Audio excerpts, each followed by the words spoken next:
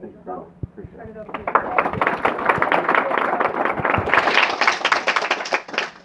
Thank you, everyone, for coming out tonight.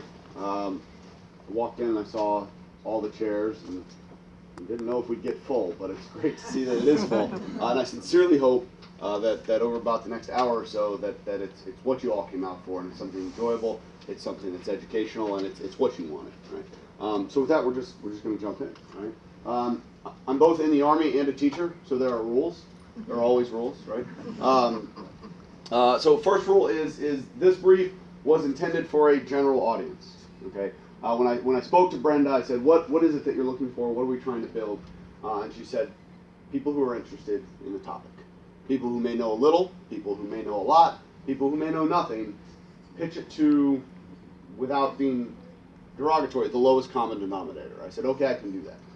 So if we have people in the audience tonight who are very well versed, perhaps I'm not speaking to you tonight, I'm trying to speak to a general crowd so that everybody can get something out of something tonight, or out of the presentation tonight. Now, two, the brief is intended for the tour group. Brenda talked to me about specifically what the tour group's going to see in Normandy, and if I could speak specifically to that. So because of that, most of what I'm going to talk about tonight has an American slant to it. It's important to remember that the invasion of Normandy, in the initial wave of the invasion, there were two American assault divisions, there were two British assault divisions, there was a Canadian assault division, there was a British paratroop division, and two American airborne divisions. And so as you map that out, it's not just an American show. But because of the group that I'm speaking to tonight, we're going to talk mostly about the American contribution. Right? And then three is, Brenda's told me I have 60 minutes. I'm really going to try and stick to that. But as Brenda told you, I've led the staff ride at Normandy twice, where we spend 7 days there, and we spend 7 days talking about this. So I'm really going to try and keep it to 60 minutes, and then leave time for questions at the end for whatever you wonderful people would like to talk about when we're done. Okay. Now, Normandy. Before we dive in and talk about it, Normandy to me is one of the most fascinating military campaigns in history. Right. I'm obviously biased. Because I love World War II, I study World War II, but I also think Normandy itself is a fascinating campaign for a number of reasons. And I want to highlight those up front before we jump in. One is the scale. Largest amphibious assault in history. There are other amphibious assaults that involve more ships, the invasion of Okinawa in the Pacific. But when you talk about number of troops that have gone over one beach that continue to go forward, nothing comes close to this invasion. So it's a massive, massive undertaking when we talk about it. Tiny things matter, though. It's the largest amphibious assault in history, but at the same time, when I take cadets there, we spend a week crawling all over the battlefields talking about where an individual contribution from a young lieutenant with 30 or 40 soldiers made a difference, where 15 minutes made a difference in the entire course of not just one battle, but the entire campaign. And so it's wonderful to be able to look at it, especially as we're teaching young junior officers who are about to go be leaders in charge of elements of 30 soldiers. We study a giant campaign, and they look at me and say, "Sir, how can I get anything out of this?" And I said, "Perfect, wonderful. Let's go talk about this small instance right here where individuals can make the difference." And I love that about this campaign. It's unique in military history, I think. Never before has a landing of this size been contested by a military of the capability and the size with the access to resources as the Wehrmacht in 1944, the German military. Right? It's when you talk about the integration of air, sea, and land components, it is unparalleled. It is unique. It's wonderful to study simply for that aspect. And then lastly, I think it's easily understood. There's a very definite beginning to it on June 6, 1944. There's a fairly definite end to it on September 1st, 1944, when Eisenhower assumes command of all land forces and says the Normandy campaign is concluded, and the Allied forces are marching across France. It's very limited in geography. You look at some campaigns, especially the Eastern Theater during World War II. You're talking about a front of thousands of miles. This is a 60-mile front. It's an easily understood campaign. It's not very complex in the terms of trying to approach it. So it's easily approachable. it's just a fascinating campaign. And hopefully I can impart some of that on you this evening. So, we'll start. The setting in 1944. By the summer of 1944, the German army was on its way back to Germany. On the Eastern Front, the Russians had pushed after almost losing Moscow in 1941, the Russians had pushed the Germans back to the border of Poland, right? And were gearing up for their big summer offensive. I'm sorry, I'm going to keep moving and hope okay to not block everything. The Allies, the Western Allies, Britain, primarily Britain and the United States, had won some victories in the Mediterranean. They liberated Sicily in 1943, liberated southern Rome. Rome had dropped out of the war. It was only German forces fighting in Italy. Italy had dropped out of the war. It was only German forces fighting in Italy. Rome fell on June 5th, which made the soldiers fighting there pretty angry because their headline got stolen the next day. And so when you look at the Battle of the Atlantic was essentially over. The German submarine force that had been blockading Britain had been defeated. And when you look at the skies over Germany, the Allied bomber offensive with the U.S. 8th Air Force and the Royal Air Force Bomber Command was hammering Germany day and night from the skies. It was evident that Germany was on its way out. It was really a question of how and when Germany was going to fall. Was it going to fall to a Soviet army that advanced all the way across Germany to the Rhine? Or was it going to fall to an American and British army? And that's really what Normandy was all about. It wasn't so much the death knell for Germany. That had long since passed at this point in the war. But it did determine how and when the war would end. It was perhaps the worst kept secret that the Allies were going to attack somewhere along the Atlantic coast. But it became a question of exactly when and precisely when. And that's what we'll talk about here real quick as we get into it, right? So Allied planning. How do you plan something this big? Right? Over 120,000 soldiers landed on the first day, plus thousands of tons of equipment, hundreds of vehicles, thousands of airplanes, thousands of ships. Where do you even start, right? That's the big question is where do you even start?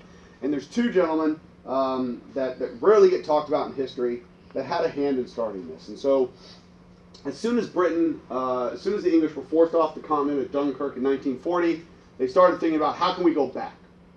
How and when can we go back? And started in very small increments, started doing surveys of various potential landing sites on the French coast. They'd send in frogmen at night, land them on a submarine, they'd go up, take a sample of the beaches, bring them back, they'd fly air reconnaissance, and they started accumulating data on the French coast to say, where can we land? And that job, from 1941 to 43, was headed up by Captain Lord Louis Mountbatten, which has got to be one of the most British names I've ever heard in my life. And what he did was he was essentially the focal point for all the intelligence. And he had no planning in what will an invasion look like, how will it happen, what do we need to do. His question was simply gather the intelligence and determine where it's possible to land. And he determined two sites, and we'll show a map of that here in just a second. But in 1943, the British had to get serious about planning an invasion. The Americans, when we joined the war in 1941, as soon as we joined the war, we went to the British, we said, all right, when are we invading France? And they looked at us and said, yeah, just calm down a second there, guys. Let's work on that. The German army was incredibly proficient at the tactical and operational level. Our army was not in 1941. We had to gear up and we had to get ready for war. And the British knew this, and they said, calm down, guys, wait. We said, okay. So in 1942, we said, all right, we're ready. Calm down, wait. All right. 1943, we said, all right, seriously, when are we going to go? And the British knew by eventually they were going to have to cede to our demands and say, okay, we'll invade Western Europe. And to show that they were serious about it, they appointed one of their senior commanders, Major General Freddie Morgan. This guy is probably one of the most unheralded heroes of World War II.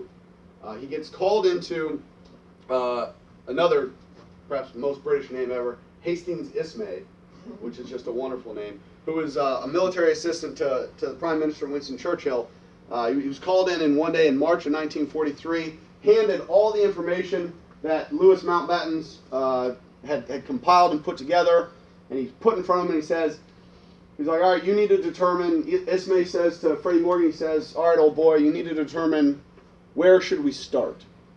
What's the first thing we need to figure out? He says, take your time, no rush, tomorrow will do.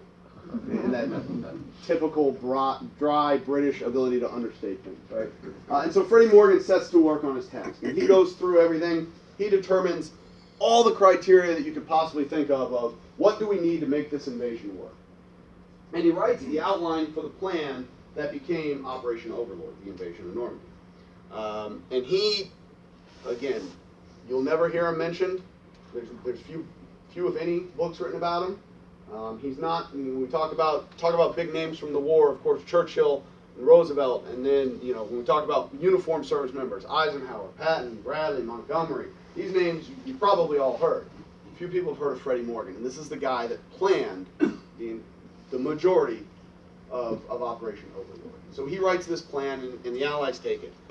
Now, what he did was figure out first and foremost, when Hastings Ismay said, figure out what's first, Freddie Morgan said, well, we got to know where we're going, right?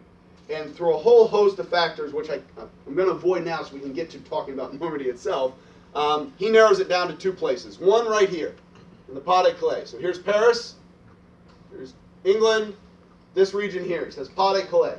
It works for a whole litany of reasons. And if you look at the rest of the French coast, there's only one other place, and that's Normandy, right down here in this red circle.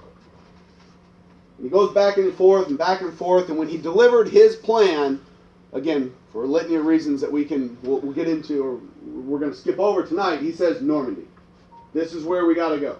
This is where we're going to land. This is what it's going to look like. This is how many boats I need. This is how many troops we need to carry that many boats. This is how many planes I need. This is how many tanks. This is how many bullets. This is how many everything. Freddie Morgan and his staff wrote the most complex invasion plan in history. And he says, Normandy, that's where we're going to land. Okay, Freddie Morgan, wonderful. By the end of 1943, Allied commanders had been successful in the Mediterranean, namely Dwight Eisenhower and Bernard Montgomery had been called to England to lead the invasion. And when they showed up, they said, what's the plan? And they handed them Freddie Morgan's plan. And so these war-winning leaders executed a plan that was not theirs. And that's not uncommon. I'm not saying they're dishonorable, but it's one of those things to kind of understand of these guys come in and are handed a plan and it's theirs to execute. Right? So what is the plan? In brief, again, here's Normandy. Paris is off down here somewhere. The plan is to land 5 divisions at the same time. Now, a division is about 14,000 soldiers. A British-American division at this time, about 14,000 soldiers, plus extra support troops, and then land some paratroopers. And they're going to land across 5 different beaches. Utah and Omaha were the American beaches. Those were in the west. And then you have Gold, Juno, and Sword for the British and the Canadian beaches. Those were in the east. They were all going to land more or less simultaneously, which required an enormous number of landing craft, required an enormous number of aircraft to cover the landings. And concurrent, or about 5-6 hours before the landings began, they were going to drop paratroopers, airborne troopers, on both of the flanks. And again, flanks, not to talk down to anybody, the sides, right? So as you land along the beach, you're going to want to start going south. You want to make sure that people can't attack you from the side. You want the enemy to be in front of you. And so paratroopers land on both sides. In the west, the American 82nd and 101st Airborne Divisions. And over here in the east, with the British 6th Airborne Division. Most of these divisions, most of these troops, saw combat for their first time on June 6, 1944. There's a couple veteran organizations, but for the most part, these are green troops who've just been training either stateside or been training in England for this invasion. But that's the plan. From there, they need to capture a port because a lot of people need a lot of stuff. They shoot a lot of bullets. They eat a lot of food. They need a lot of gas.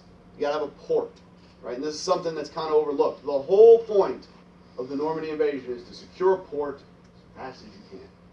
Because to drive it all over the beaches is not going to work. And so they go up here to take this port up here in Cherbourg. Once that's done, come back down. We can advance on Paris, get everybody together, and just start pushing the Germans back. And that's sort of the plan. All right? One city of note to point out, the city right here called Caen. Caen was perhaps the intermediate objective before going to Cherbourg. Caen was an important city, and when you go to France, Caen's still the biggest city in the region by far. All the roads lead in and out of Caen. Caen sits over the Orne River and the Orne Canal, so if you want to cross over it, it's important to have, it's important to control. It's a very important city. Right? And so you seize this city, the British were going to dig in here and protect this way. The Americans took Cherbourg and then came back down, and everybody went to take Paris together. And then from Paris, you push on into Germany, you cross the Rhine River, and then you push on towards Berlin, hopefully meeting the Soviets somewhere more than halfway across Germany. Okay. All right. Come on. There we go. All right, so the Germans, right? They always, military axiom that we have is no plan ever survives first contact with the enemy because the enemy gets a vote, right? The Germans are not just going to sit passively and let themselves be attacked. They're going to respond. And so I got a couple pictures up here. We have this guy right here, Gerd Von Rundstedt, who, if Hastings Ismay is the most British name ever, Gerd Von Rundstedt has got to be in the running for the most German name ever. And he just looks like he's right out of central casting for a German villain, like in a World War II movie. You know, the director says, I need a guy that looks like a German bad guy. Gerd's got it, all right? He's the commander of all German forces in the West. So everybody in southern France, northern France, troops rehabbing in Germany itself, all the way down. I mean, that's all his responsibility. Underneath him is a man who you might have heard of, Erwin Rommel. Erwin Rommel is responsible for the troops specifically in northern France that would face off against the Americans and the British when they landed. They had different visions of how they wanted to fight this. Gerd said, we'll find out where they land. When they land, we'll let them establish themselves. We'll load up for one big counterattack, and we'll drive them back into the sea. And Rommel said, no. You have to hit them when they land. You've got to stop them in the first 48 hours. And if you don't, you're not going to throw them back into the sea, and then it's all going to be done. And so these guys at the very top, you've got the Germans fighting about how to respond. Rommel comes down, and he's one of the ones that when he takes over in January 1944, doubles down construction on what was called the Atlantic Wall. The Atlantic Wall was a system of defenses built along a 2,000-mile front from the Pyrenees all the way up into Norway of oceanside, of beachfront defenses that consisted of obstacles, mines, barbed wire, bunkers, heavy artillery positions, everything you can think of. They built along this entire front. That was stronger in some areas and weaker in others. The Germans had done their analysis, and they same analysis that Freddie Morgan had done, and said there's certain places where they can land and certain places where they can't. And so the defenses were heavier in some of those places. So Rommel takes over and doubles construction, triples construction, really strengthens the construction or the defenses at the beachfront, because his idea was to stop the Allies at the water's edge. And it specifically came down to how to use your tank formations.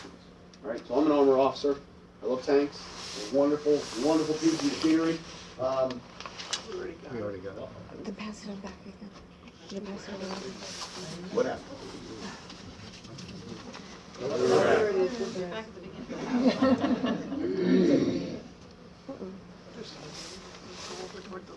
Josh, what'd you do? All right. Anyhow, Rommel wants the tanks basically parked next to the beach to attack Americans and British as they're coming off the landing craft. Von Rundstedt wants them held back sort of just north of Paris so they can go wherever the Americans or the British land, wherever the Allies land. And there's discrepancy there. There's a lot of infighting there, and a lot of things, again, that we simply can't go into, but there's conflict there. And so the best German troops kind of have a lack of direction. And the guys that are left holding the defenses, the guys that are left in these sorts of bunkers, are the second-rate German troops. The best German troops available are on the Eastern Front fighting the Soviets.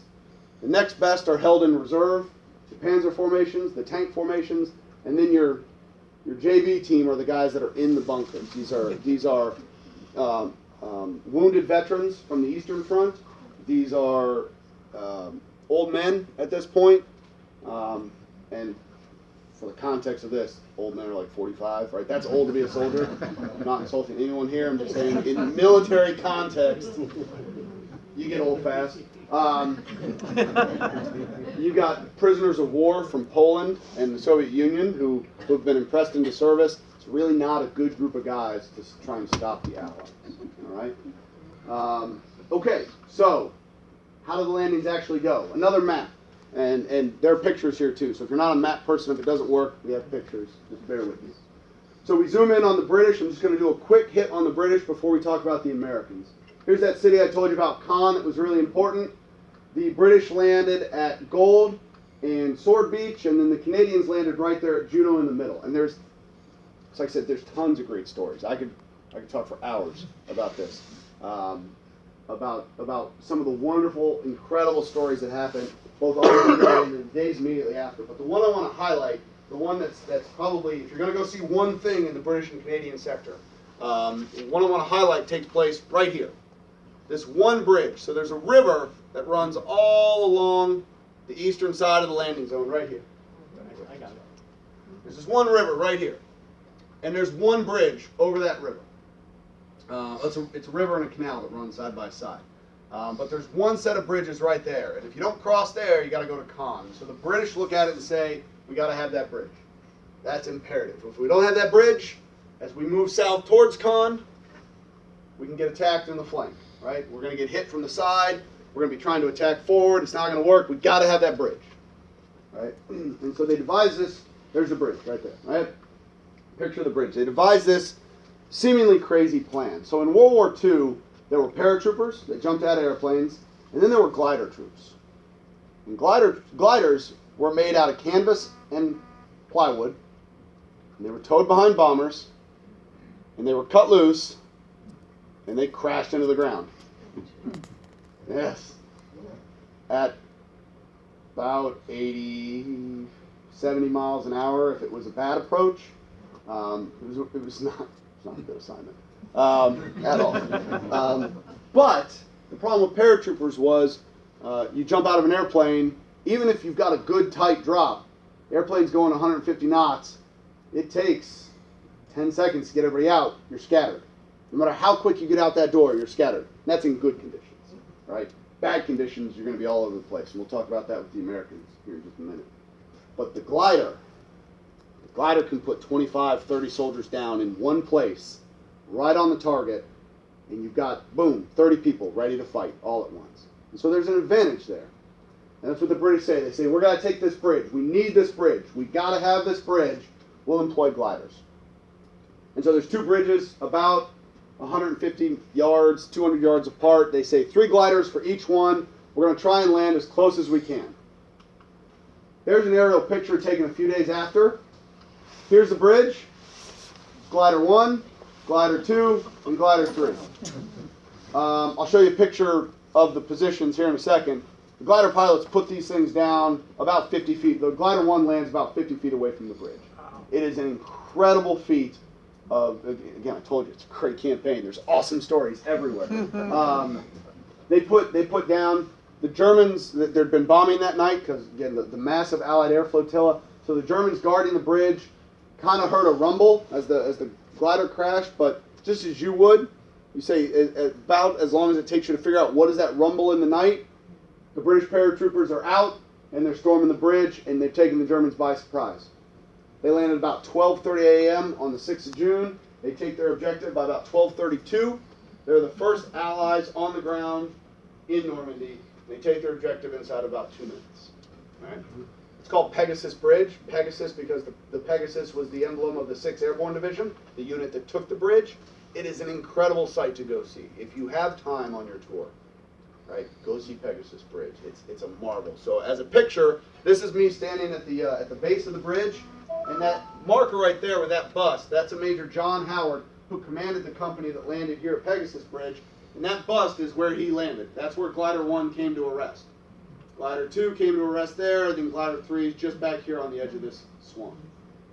Looking the other way, this is where Glider 3 is, and you can see Glider 1, Glider 2, it's right there. It's incredible. The museum across the street is fabulous. It's a wonderful place to go see. And again, if you're doing one thing on the British side, I'd encourage you to go see this. It's a wonderful story. It's a great thing to go see. So they hold out all morning waiting for reinforcements. They blow up a tank that counterattacks them, fight a horrendous battle all night, and they're able to hold on long enough to be relieved the next morning. And then the 6th Airborne went on to fight on the east side of that river for the next month and a half, 2 months. Okay? So that's the British landings. That's about all we'll do with the British. Now, moving on to the Americans. American Airborne. Again, maps, right? I told you they landed over here on the west. 2 airborne divisions, 82nd and 101st. If you've seen Band of Brothers, that's the 101st Airborne. All right? The 82nd Airborne, though, was the combat experience division. The 82nd Airborne had fought in Sicily. They fought in Italy. They were the old hands at this. And the 101st were the rookies. Right? They never jumped before. This was their first combat operation. And so in the military now, you're around an 82nd guy and you want to get his dander up. You just kind of talk about how great the 101st was in World War II. And gee golly, what would we have done without them? And it just gets them going, which for an armor guy, getting paratroopers going is fun for me. So what were they doing over there? Similar missions. 2 airborne divisions. The 82nd landed on the far western edge, and their job was to stop Germans from attacking the beachhead. The 101st landed between the 82nd and the beaches, and their job was to essentially attack the Germans from behind and make it easier for the troops to come off the beach. Right? So 2 divisions go in different directions. And again, litany of great stories here. Some of them made famous by Band of Brothers, some of them made famous by other books. Wonderful stories. The bottom line is what... Excuse me one sec.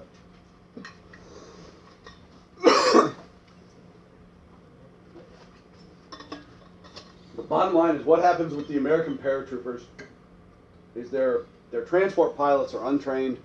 It's their first time in combat for the most of them, or for the majority of them. When they hit anti-aircraft fire, they take evasive action because they don't want to get shot down. But what happens when you take anti-aircraft, or when you take evasive action, is you scatter. And that's not good for paratroopers. It's like I told you, even if everybody exits the plane quick, as you jump out of the airplane, the plane keeps moving, the 12 to 15 soldiers in there are going to be spread over a quarter mile, best case scenario. And you need 12 or 15 soldiers, can't fight alone. You have to land in groups of hundreds.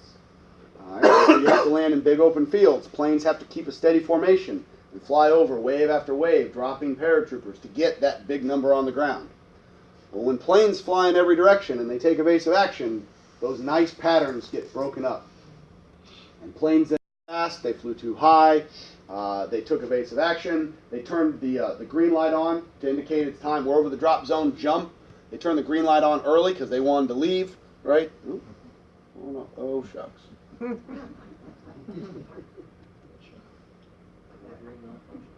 A little bit of a word.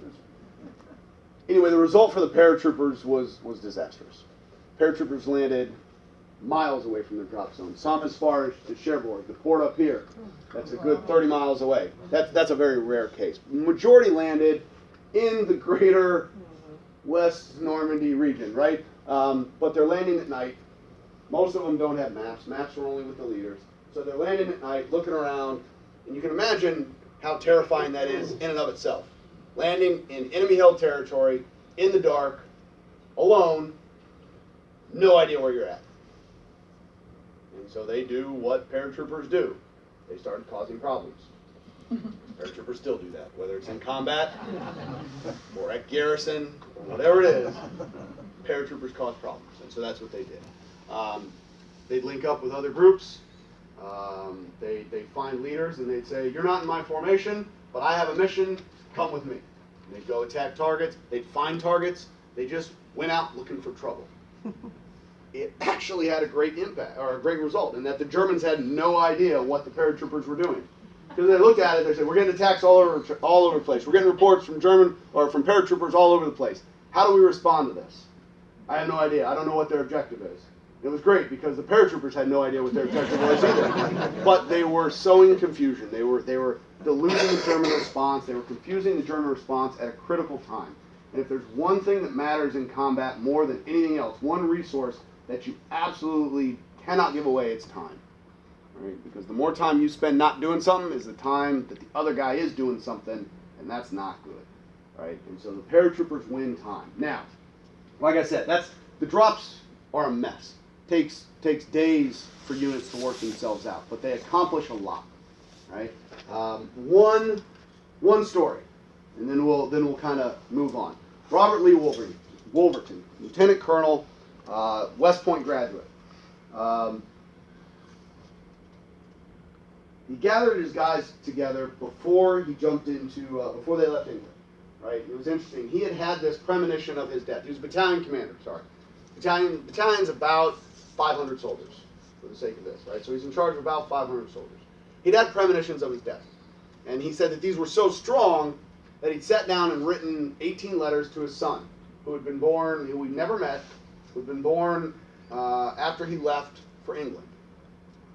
He wrote 18 letters to be opened, one each year as he grew up, some to be read to him, some to just be kept, but 18 letters to raise his son, because he said, I'm not going to live through this. He said, this is going to be it for me. So he's got this premonition, right? But he gathered his men together before he jumped, and he pulled them together, and he talked to them. And I tell the cadets this story because I love it, and hopefully you'll see why here in a second. But he brings them all together, and he says, men, I'm not a religious man, and I don't know your feelings in this matter, but I'm going to ask you to pray with me for the success of the mission before us. And while we pray, let us get on our knees and not look down, but look up with faces raised to the sky so that we may see God and ask his blessing in what we are about to do. God Almighty, in a few short hours, we will be in battle with the enemy. We do not join battle afraid. We do not ask favors or indulgence, but ask that if you will, use us as your instrument for the right and an aid in returning peace to the world. We do not know or seek what our fate will be. We ask only this, that if we die, we must, that we die as men would die, without complaining, without pleading, and safe in the feeling that we have done our best for what we believed was right. O Lord, protect our loved ones, and be near us in the fire ahead, and with us now as we pray to you. And I love that prayer. Not, again, as Colonel Wolverton said, not overly religious, not who he was, who he defined himself, but I love what he is, and like I said, I use it for the cadets because he's not praying for his safety. He's not praying for his men's safety. He's praying that they do their job well and they accomplish the mission. And that's not an easy thing to teach young men and women who, over the hill, were trying to get ready to take people into harm's way. So I love that. I love that story. Unfortunately, Colonel Wolverton, on the jump, got hung up in a tree. And while he was hung up in a tree, the Germans killed him. His paratroopers cut him down later on the 6th, and he had dozens of bullet holes in him. The Germans had kind of used him as target practice. But incredible moment. His soldiers at reunions still talked about the prayer for years. That was the thing they remembered, and that was the thing that they clung to. So, a great story there, right? Okay, so troops